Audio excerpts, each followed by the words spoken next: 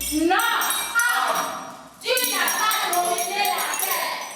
Tu l'as décimée. Tu l'as détruite.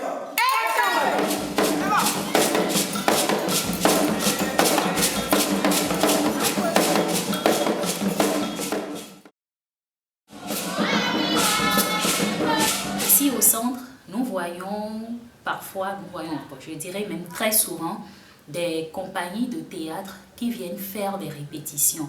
Ils font les répétitions sur 1, 2, 3, voire 6 mois parfois. Et quand ils veulent faire la restitution, on constate que le public n'est pas présent. On constate que le public béninois reste en retrait. Et nous qui sommes restés ici, et qui avions vu un peu tout le travail que ces comédiens-là abattent au jour le jour pour pouvoir sortir une pièce de théâtre, nous qui restons ici et qui voyons toute la peine qu'ils se donnent pour travailler et qui à la fin, on se rend compte que en fait, le public ne s'est pas déplacé.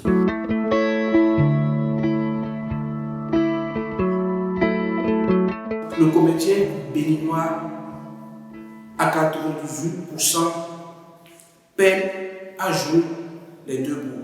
Les conditions ne sont pas du tout favorables. Que ce soit le comédien, que ce soit les autres corps de métier du théâtre, à savoir le régisseur, le scénographe, le metteur en scène, la décoratrice, les accessoiristes, tout ça là, ils ne vivent pas. Du moment qu'au niveau de la chaîne, un maillon a des soucis, ça entraîne toute la chaîne.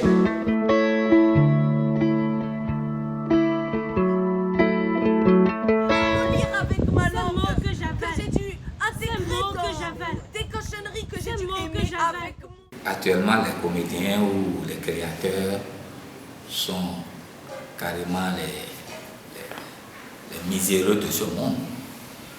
Parce que vous créez un spectacle après 2-3 mois et à cause de cette pandémie, vous êtes incapable de remplir une salle afin de renflouer votre caisse, histoire de vivre un temps soit peu de ce que vous faites. Voilà. Covid oblige, on nous oblige à jouer devant moins de 50 personnes.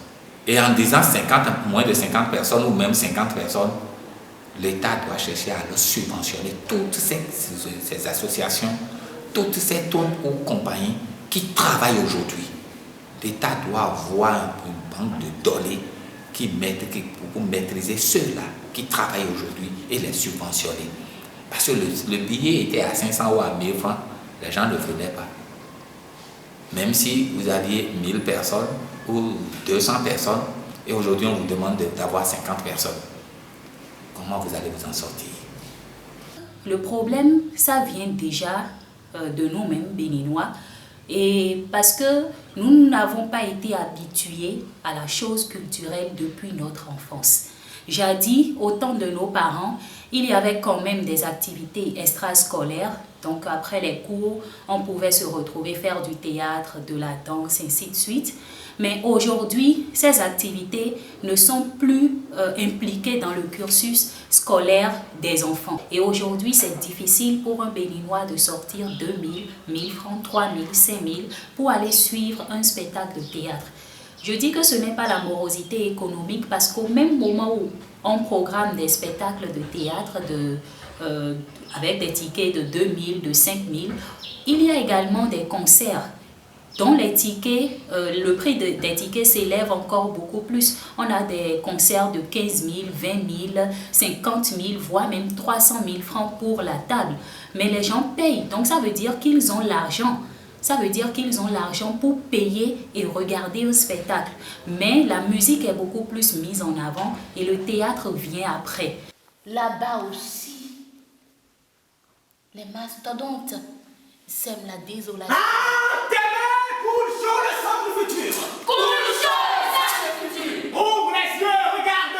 Ouvre les yeux, regarde! Dans d'autres pays que je connais, c'est que l'État subventionne d'abord les centres de spectacle, l'État subventionne les compagnies, parce que l'État doit acheter ces spectacles. On voit des spectacles qui existent, l'État achète ces spectacles-là pour le peuple, pour le public.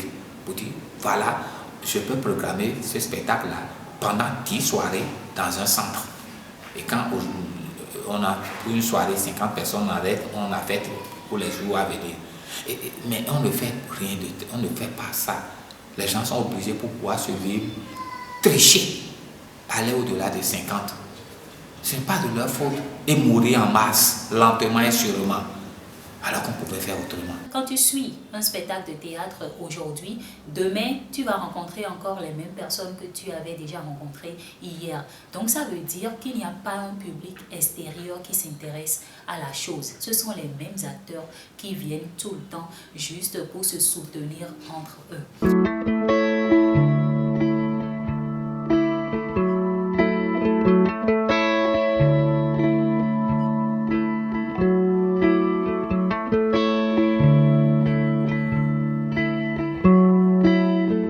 C'est quand même assez triste de voir que le tableau est peint comme ça aujourd'hui, parce que le comédien quand même, c'est aussi un travail. Ce n'est pas parce que je vois aussi, on dit, quand quelqu'un est comédien, on demande « vous faites quoi d'autre ?» Non, être comédien également, c'est un travail. Être comédien, c'est un métier.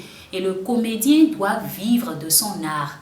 Malheureusement, au Bénin, on voit que, bon, c'est pas encore ce que ça doit être. On ne peut que profiter de l'occasion pour exhorter nos gouvernants à comprendre cela et en mettant les moyens nécessaires à la disposition des créateurs, en mettant les moyens nécessaires à la disposition des espaces pour quand même faire vivre le théâtre béninois. Moi, je voudrais inviter vraiment l'État à revoir cette copie, parce que ce n'est pas quand les gens vont mourir de faim que ajouter à ceux qui meurent de la pandémie.